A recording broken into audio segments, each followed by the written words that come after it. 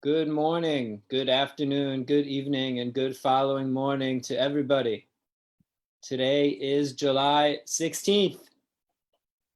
Quick shout out to my brother. It's his birthday. Happy birthday, Mikey. Today we have a very, very special guest that I will be able to welcome in a few minutes. Legendary JCC grand godfather, godmother of all that's going on, Zofia Radzikowska, Pani Zosia, beloved Pani Zosia, who is very active here, is going to join me in just a few minutes, and will, as we say every Friday on her for her Dvar Torah, she will drop some wisdom. First of all, good morning. I see Chuck in the house. I see Benji.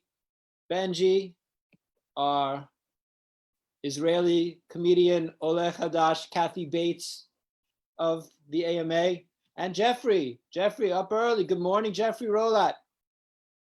As we said last week, Benji and Jeffrey, the Laverne and Shirley of the AMA, up together across different places in the world. Anyway, so soon we'll get to Pani Zosia. What's going on in the world since our last AMA last week? We had the election in Poland. Very, very close election, the runoff between the incumbent Andrzej Duda and the challenger, the mayor of Warsaw, Rafał Trzaskowski. Very, very close election. And in the end, the incumbent Andrzej Duda from the right-wing party, connected with the right-wing party, officially not part of the party, won re-election. And there you have it, very close election. I think that there's a lot to take away.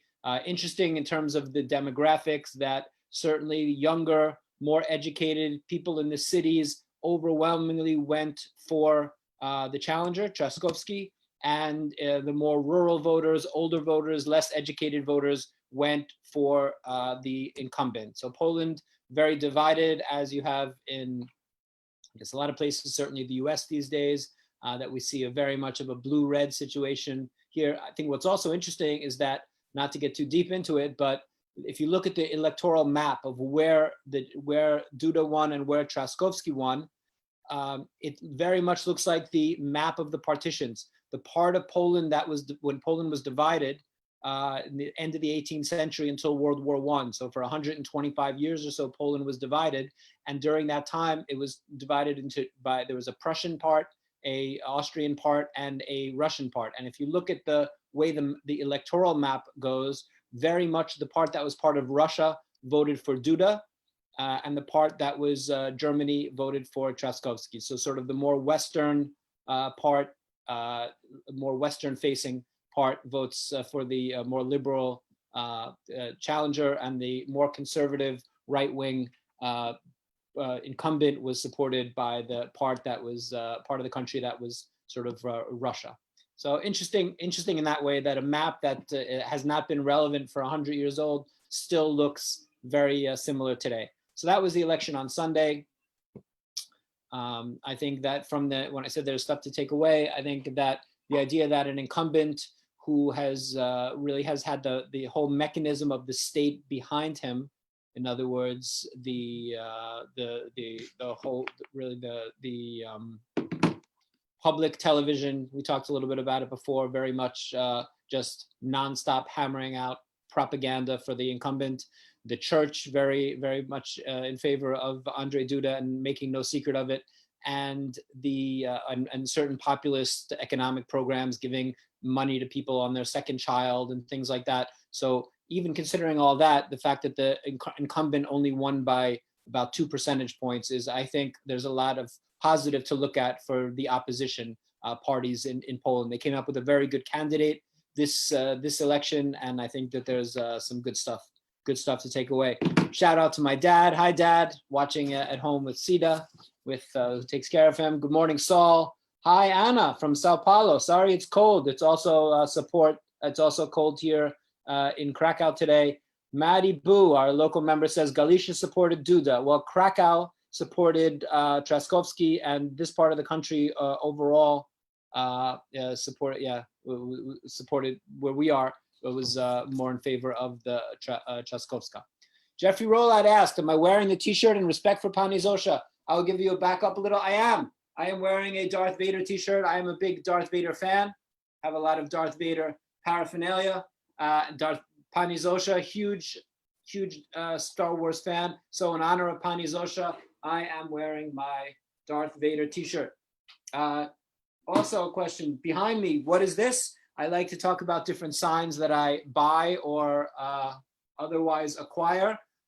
Very often I get them in a flea market that is a Sunday flea market here in Krakow called Holokaustu, which is a very cool flea market. So this week I didn't get any signs, but I did get this giant, strange metal tube. As you see, it's a big metal tube, maybe for posters or artwork or something. I'm not quite sure. Or it could be military.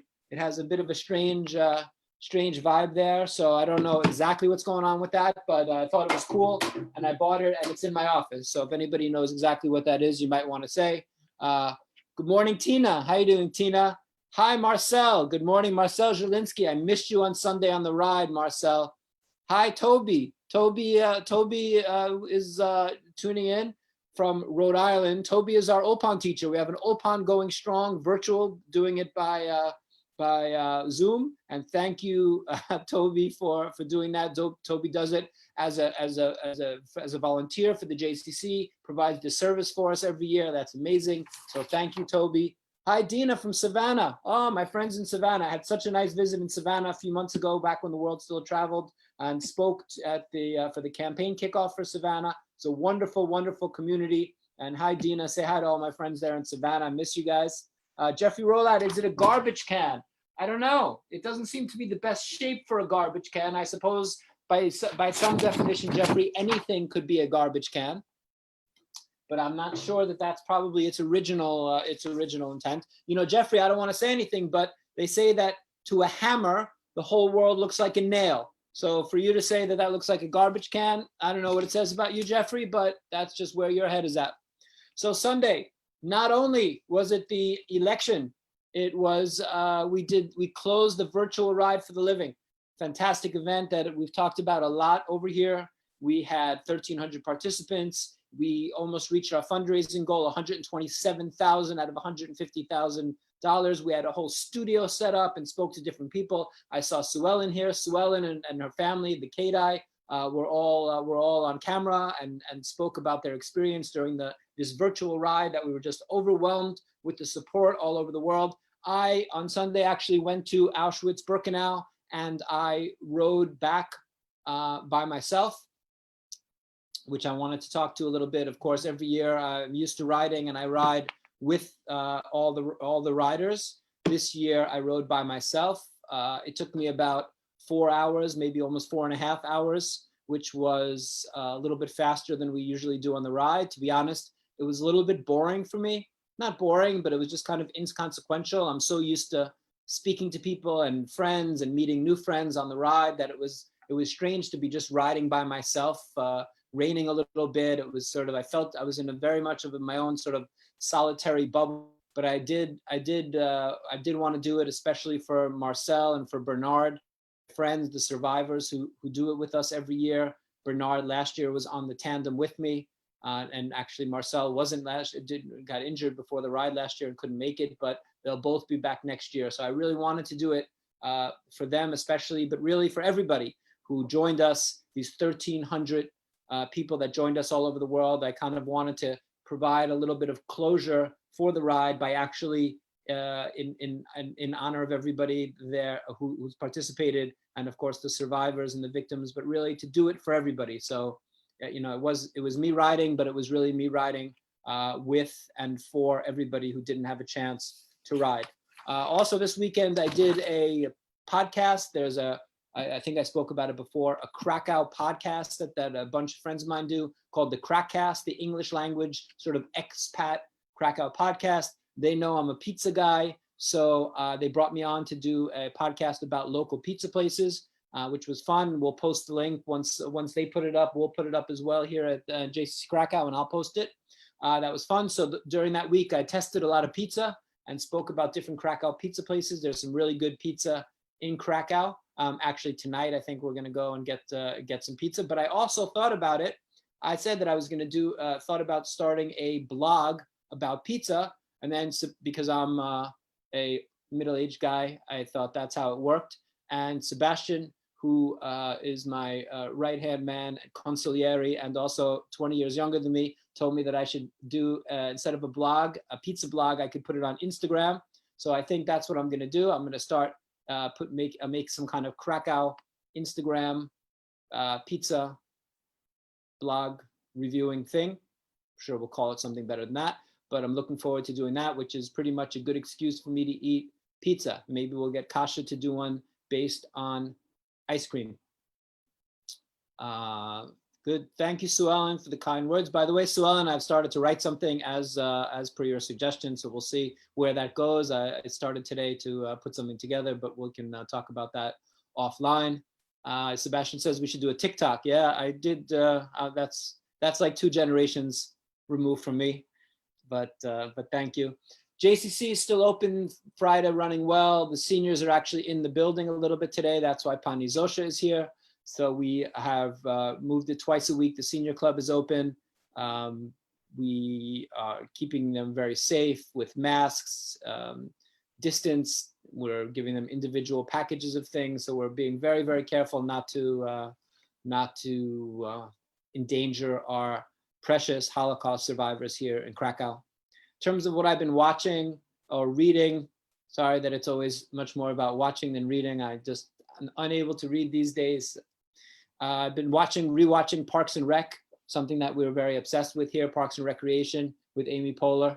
I think it just holds up really well. I'm almost through the 2nd season, so watched about 20 episodes or so in the last week, which I just think is one of the best TV shows ever. So I was excited to rewatch that. But you always feel a little bit, I don't know, for me, it's always a bit of almost an admission of failure when you rewatch something that you've seen many times, considering there's so much great stuff out there in the world that you won't get to. For those of you who are fans of Parks and Recreation, we got so obsessed with it for a while here at the JCC that we actually, and also a little bit in homage to our own Sebastian Rudolph, that we actually, every JCC poster for probably almost a year had a little Sebastian horse hidden on the poster, an Easter egg, which was just a strange, bizarre thing to do, but we couldn't resist. So back in the days, the 2014-15. Anyway, I want to stop talking about me and what's going on with me and get to our amazing guest. She is really a symbol of the rebirth of Jewish life in Krakow and in Poland, really one of the elder statesmen of Jewish life in Poland, Holocaust survivor, our most active JCC member, professor of law, just an amazing, amazing, strong Jewish woman. Really, I always use the word hero, so I'm not going to use it again all the time, but Zosia is somebody besides all of these things. Zosia is somebody, Zofia Radzikowska is somebody who's become one of my best friends in the world, somebody I love very much, somebody I speak to all the time and gives me a lot of advice and helps me in my path. So it's my honor to welcome one of my favorite people on planet Earth, Pani Zosia. How are you? Hi, Jonathan. I feel happy when I am sitting here in JCC after 4 months of terrible break. So far, so good. And how's your health? You feeling well? Well, yes, everybody's okay. And I know it was a difficult 4 months for you, being at home. How did you spend those 4 months? Were you most of the time in your apartment? Well, yes, I did.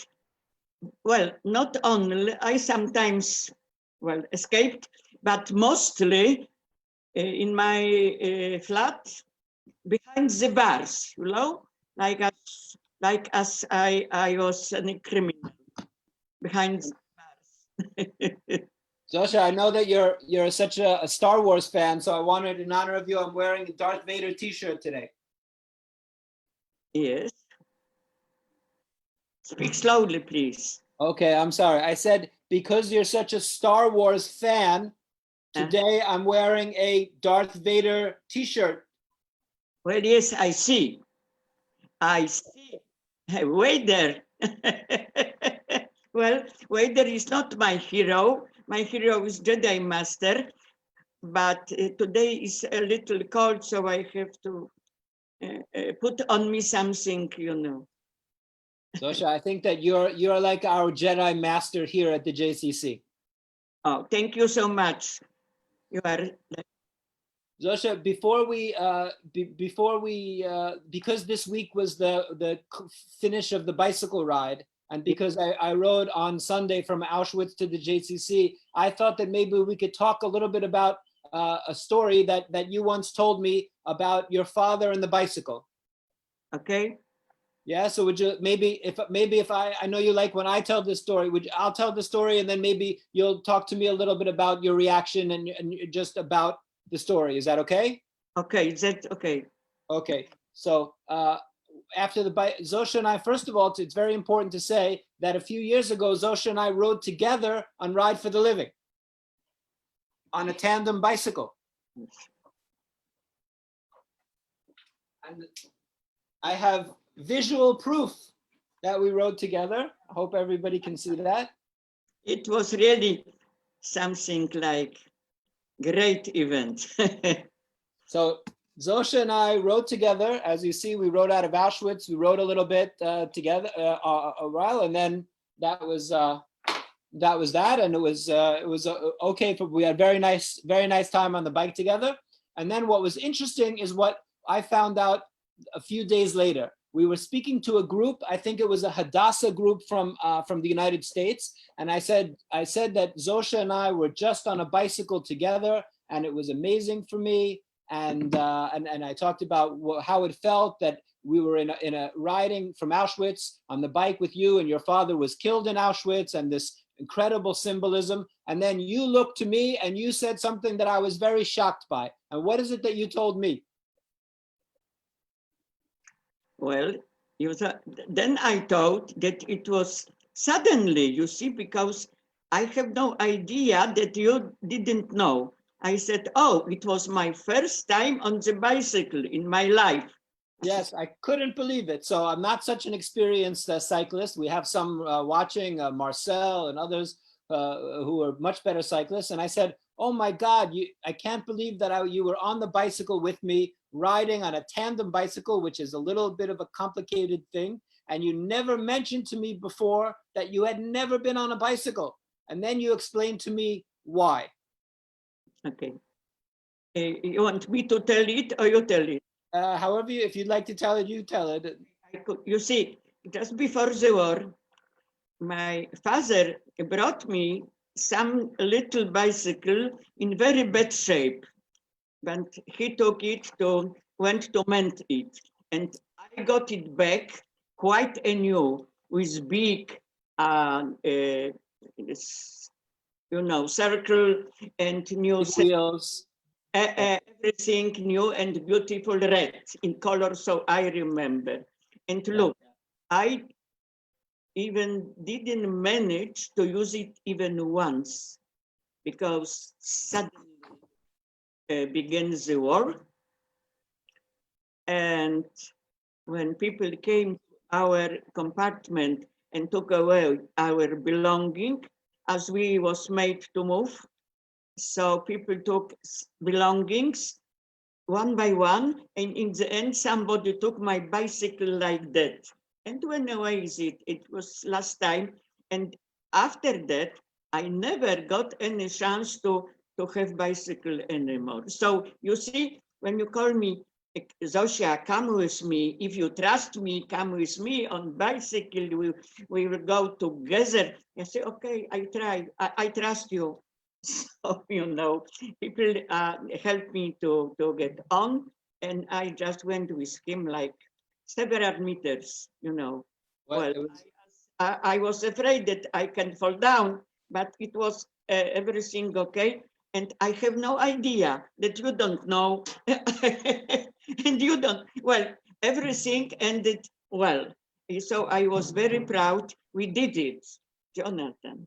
I will tell you, it's an amazing story to me. The idea that you had this bicycle, you never rode it, that your father who built it, who put it together for you, was then murdered in Auschwitz, and your first time on a bicycle was riding away with me in the place where your father who gave you that bicycle was murdered. To be honest, Zosia, it's a beautiful story, but I never would have taken you on that bicycle if I would have known it was your first time on a bicycle. So it's a good thing that you didn't know, because I am very proud of this moment, you know, and we did it together.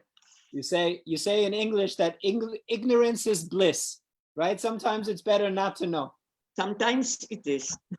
Very good. So Zosia, I don't want to ask you so much about the war. I know you've spoken all about your experience, and you survived by being in hiding with your mother, not in hiding, but under false papers. And Yeah. That's how you survived the war. Your father was killed in Auschwitz. Your mother then remarried after the war. You grew up, you had your career. So Yeah. I want to ask you a little bit, moving a little bit farther. I know that during communism, you yourself didn't really experience any anti-Semitism, that you had a Jewish background, you were distant from anything Jewish, you weren't really, there was nothing really to be involved in.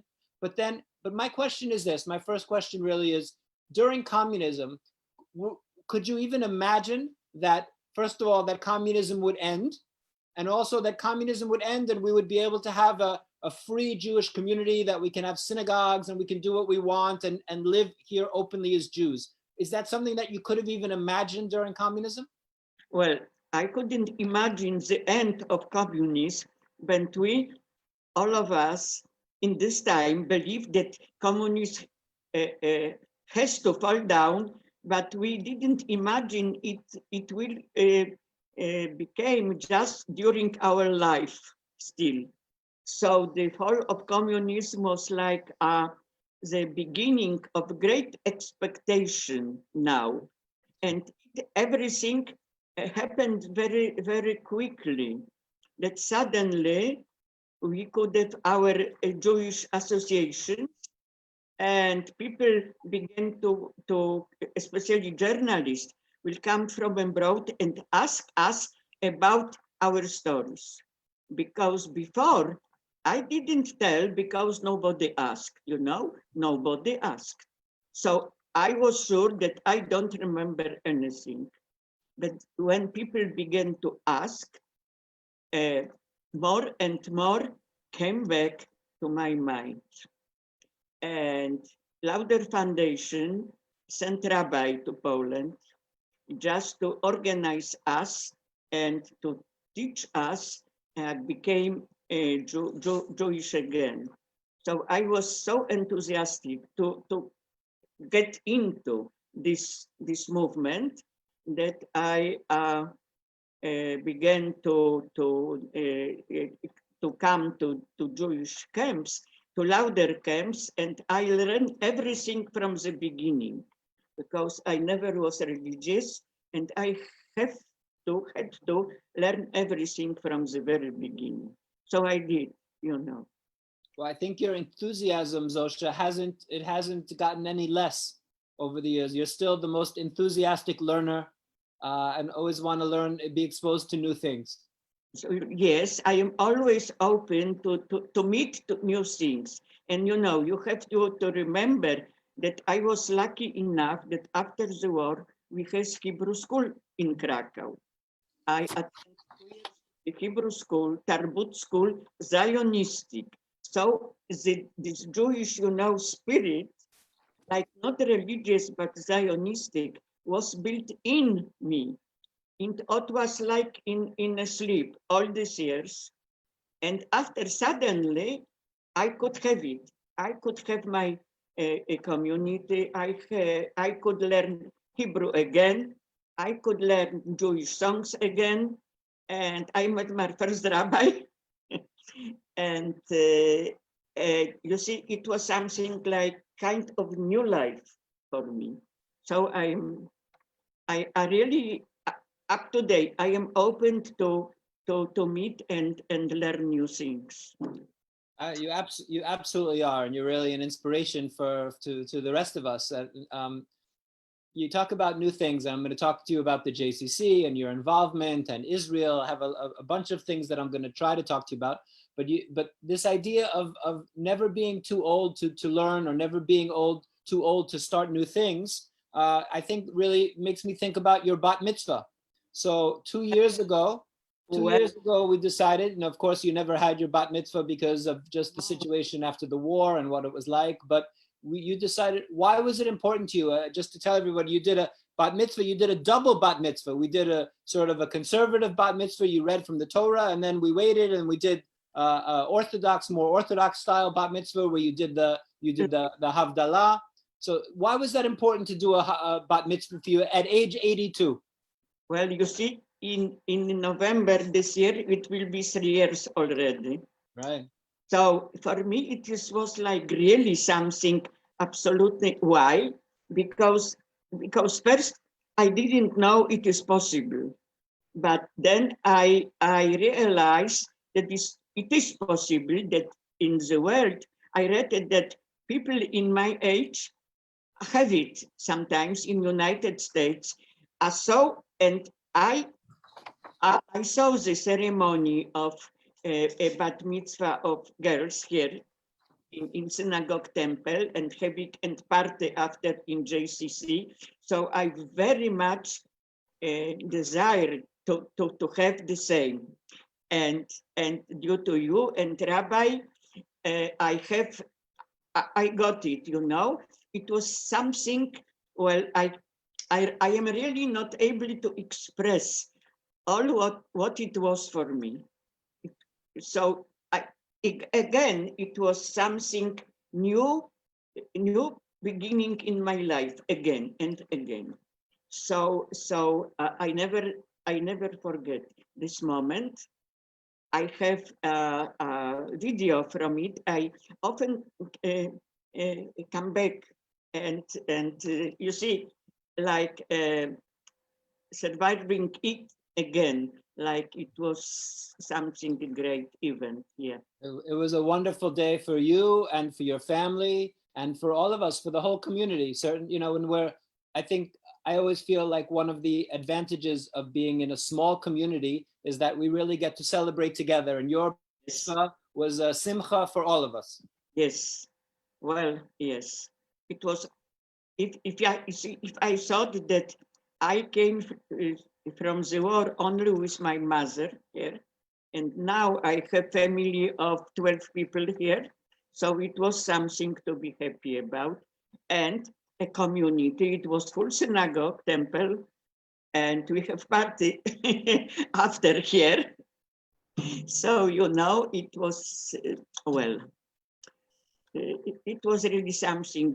I believe that some centers like JCC, some centers like that is just, you see, in this mission to keep people first interested in new things in their life and just come deeper into their Jewishness, because people have to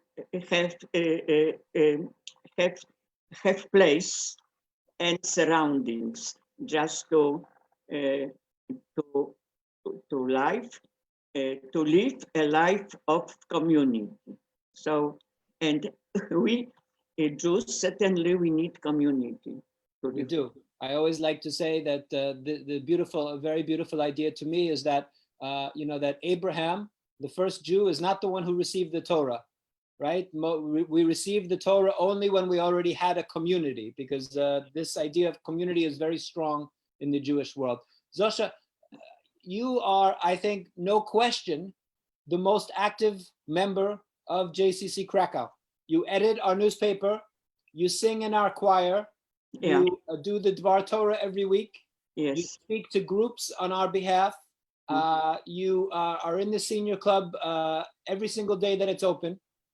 So tell me, what does the JCC mean to you? I've heard you describe it as a second home. Is that?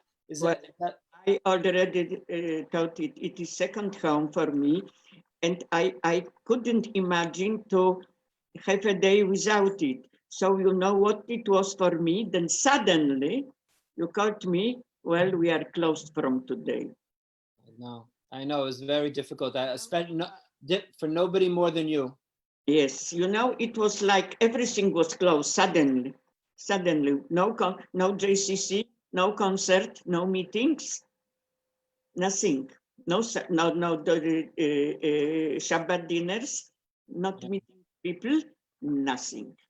You know, it was like I just felt furious all the time. I felt furious. I don't know against whom, but it was like you see, I have my life taken out. I know. Out for me. For me to live means live active, not sit home. No. If you want me to live, let me out. I hear you, Zosia. I hear you. And I'm sorry that we had to close, of course. And I'm happy now that we're slowly opening and that you can come here a couple times a week. And we haven't officially announced it, but I think before the end of July, we're going to try to do one Shabbat dinner. If we can do it outside, that we'll have a Shabbat dinner, which I can't wait to do. And Kasha's very excited to do. And hopefully all the things that need, sorry? Not next week. No, not next week. The end of July, you said. Why, are you going away? No, next week I will be in another place, but you said in the end of July. Okay, I am That's waiting. what we're thinking. I am waiting. Okay. Zosia, tell me, because you're so active, I mentioned some of the things that you do. Which is your favorite JCC activity? What's your favorite thing that you do at the JCC? Well, first thing, it is a place I can come and meet people and just sit, have tea, just talk to people. And then our Shabbat dinners, our holidays, our choir once a week. A group to meet. I thought you were going to say the choir, Zosia. I know that you're so active and you really love being in the choir. Maybe tell us about the choir. Well, we are happy enough to have place, and we met a very fantastic musician who is our conductor, director, and who not only play but arrange. And we sing mainly Hebrew songs, psalms, and songs. Mainly in Hebrew, but also in Yiddish, sometimes in English, especially when we have our JCC birthday. You are kind enough to write another song for us. Well, you know, this year we have a birthday on Zoom. Well, okay, but next time we will have JCC bar mitzvah. Remember? We're going to have to think about that. So I wanted to. I was going to ask my next question. I was joking. What's your favorite JCC activity, and then who's your favorite JCC director? But I was just looking to try to get a little bit of extra love. But I won't. All these things, I could not tell you what best. Well, I love our Shabbat dinners. I love our JCC birthday. I love our parties, and love also meet people and talk to them. And I love this lecture by Rabbi Avi. Well, you see, of course, I also like to have our newspaper anew. And you see, we edited two numbers online. Yeah, 2 editions. You did two online editions. Absolutely. Yes. Zosia, I want to ask you, so because we're talking about our JCC bar mitzvah, a big birthday coming up, but for our 10th birthday, we did something very interesting and very special, which is we had a party in New York in the United States, and you had never been at all to America, and certainly not to the most important part of America, New York City. So we decided that you, along with Marciana and a couple people, we would bring you over, fly you over to New York City for a very short visit, just a couple days. So tell me, what was your impression of New York City? Did you like it? Well, I like it very much. Even I've been there only 2 days, but it got a fantastic impression, you know. And well, I was happy enough to be on Manhattan and in Jewish Museum that we have a great, you see, like meeting people, and we talk to people, and it was fantastic atmosphere on these meetings. And so I felt, you know, and it was my first, and I am afraid the last meeting with the United States, and especially with New York. So I know it is a special place for you, and I believe it should be special place in New York City. And for me, it was also one of the miracles that happens in JCC. This you see, fantastic journey. It was a lot of fun. We went to a diner, and I know you spent some time with Marziana, our Hillel director. You went to Times Square. You rode the bus around the city. Photograph on Times Square, you know. It's a great photograph. Yes. Yeah. Being here, yes. Well, 2 days. I wanted to talk about another trip. I didn't realize, now I'm thinking about it, Zosha. We've been in many exciting places. Not only do we see each other almost every day in the JCC, but we've been into New York together, at Limud and places, but also we were together in Israel. Well, it was 5 years ago? It was 5 years ago already. 5 years ago. Yes. 6 years ago? Yeah, 5 years ago when we went a group. 5 years ago, you're right. Well, a group of seniors, you sent us to Israel for a week. It was very intensive trip because it was week, and we could think many places.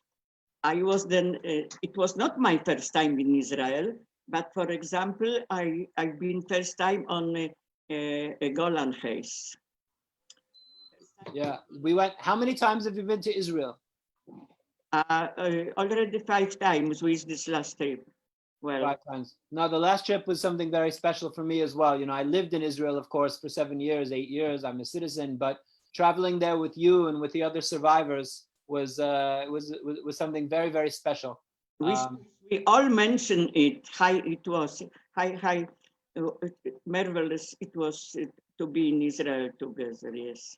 I was very strict with the timing on the bus, though, if you remember. Yes, I remember. And we were a very disciplined group, you remember. You were a very it's true. You're a very disciplined group. And I thought it was funny that at the end, when we had our closing dinner, that everybody said that they appreciated how everything was on time because we were very strict. Yes, yes, very, very good organization. And we really, you see, was disciplined. It is like very hardly to have us disciplined, but this time it was, yes. I'm very strict. Zosha, tell me, so I know you're such a fan of Israel. You've been 5 times. You're such a Zionist. You care about the, following Israeli politics. Do you have a favorite place in Israel? Jerusalem. Yeah, I know. You would say Tel Aviv. For me, Tel Aviv, but okay. I appreciate Tel Aviv, but you see, Jerusalem is really something special. It's no other place like Jerusalem, really. I couldn't live probably there, but why not? Well, you see, I am not Orthodox. Well, but I would like to be close. To be close to Jerusalem. To be close to Old City. To be close a place that Beit Hamikdash was. I just feel it is like mine. It belongs also to my life. I believe that my soul was on Zion. So it is really my place. Even Orthodox and far from me, yes. It very much is. If Jerusalem and the idea of Zion being the homeland of the Jews belongs to anybody, Zosha, it belongs to you. Yes. Now, you almost, at a certain point in your life, not to go backwards, but at a certain point in your life, you wait a second. We have a question coming in from Sue Ellen. I'm going to jump in and ask this question. Sue Ellen, who you know, Justin's mom, who's been to Krakow many times. Sue Ellen wants to know how many languages you speak, Zosia. Well, not so many. I speak English, no, more or less I can communicate. You speak English very well. Continue. And I speak little Hebrew. You speak very good Hebrew. I remember I taught you Hebrew. And I learned Russian, and once I spoke very good Russian. Now I forget, but in case I could still communicate in Russian. And that's it. In Yiddish, I only know some songs. Wait, so we have Polish, English, Hebrew, Russian, and I know, but you were studying Spanish in the JCC. How is your Spanish? I studied Spanish, but okay. You see, I have no memory good enough to learn new words. I just don't remember. I think the rest of us would like to have a memory as bad as your memory. Well, it only seems like that, Jonathan. I don't know. I wouldn't mind. You know who's saying hello to you is Kuba Vasilevich. He's watching. Oh, I sent my love to him. He is a very nice guy. Yes. Well, you know, I know him when he was 4 years old. This Kuba. Yeah, he's in New York. You know, he sends his regards. Oh, I saw him on Facebook. Yeah, we are on Facebook, so I see plenty of him. Absolutely. So Zosia, you know, at a certain point after the war, you almost you wanted to live in Israel, and then your family wasn't allowed to go. You weren't given passports. Do you? And I know that you're not a person with the regrets. But have you ever thought about how different your life would be if you would have gone to Israel? Probably quite different, probably, because I wanted to go to kibbutz. I wanted to be a halutza, and I have a little childish imagine about all of this. But of course, my life could be quite different. I don't know. Well, you see, I am satisfied from my life, but of course in Israel it was quite different. Maybe I was a soldier. Could be anything, you know. I think you would be the prime minister right now if you would have moved to Israel, Zosia. Golda Meir was one, and nobody is like. Okay, but we could use another Golda Meir right now. Oh, Jonathan. Well, you could be surprised, but I am for Bibi. I'm very surprised by that, but let's not go down that. Let's not go down that path. No, but you see, because he is a warrior. I know you appreciate strength. And he is a leader. He's a leader. So, well, our country has a leader. I mean, Israel. Every country needs a leader. Every country needs a leader, is true. Zosia, I know that you have to go soon because you have a doctor's appointment, and I promised that I wasn't going to keep you late, but I do have to ask you a very, very important question at the end, which I ask everybody. What are your 3 favorite movies? My favorite movie? 3. Your 3 favorites. 3 famous? 3 favorite movies that you'd love the most. Oh, yeah. Let me think.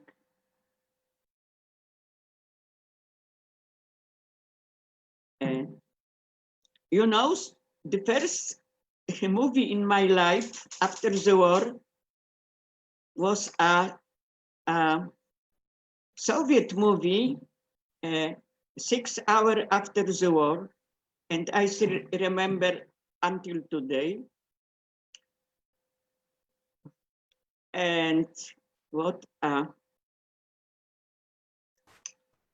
I know you like, with your book, Zosia, I know you like to read crime stories, books. But but in terms of movies, do you have a few favorite movies that you love? criminal movies about criminal No, stories. no. Just any movie that you love. If I said, oh, what movies do you really like? For me, it's The Godfather and Pulp Fiction. What are your favorite movies? Well, I saw it all, but what it's I really, a long time I haven't been in cinema, but now I am watching on Netflix. Ah, you watch on Netflix. What do you like to watch? I saw already Fauda. And Did you like Fauda? Well, yes. Even Great. to keep my blood pressure so high. I don't know if you should be watching Fauda. Yeah. From the beginning to the end. I feel my blood pressure can't handle Fauda. But you see, I was very much engaged in my feeling. But I also saw Stiesel. Ah, Stiesel. Did you like it? Yes, and I'm waiting for the third part.